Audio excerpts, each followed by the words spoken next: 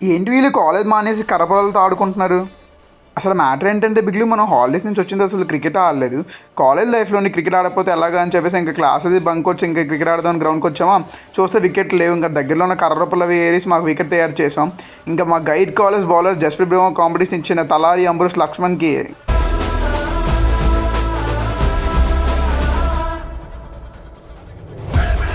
ఇంకా చాలా రోజుల తర్వాత ఆడుతున్నాం కదా, మా వాళ్ళు పెద్ద ఫామ్‌లో ఏమి ఉండరు అనుకున్నాను కానీ ప్రతి ఒక్కడు హాలిడేస్‌లో చాలా బాగా ఆడినట్టున్నారు. ఒక్కొక్కడు ఫుల్ ఫామ్‌లో ఉన్నాడు.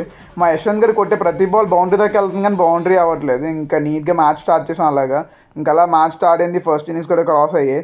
ఫస్ట్ ఇన్నింగ్స్ అయినప్పుడు స్కోర్ 48 అయ్యింది. ఇంకా 5 ఓవర్స్‌కి 48 స్కోర్ నీట్‌గా రిలాక్స్ అనుకున్నాం కానీ వాళ్ళు కూడా హెవీ కాంపిటీషన్ లాగా ఉన్నారు. ఫుల్‌గా బ్యాటింగ్ బాగా చేశారు వాళ్ళు కూడా.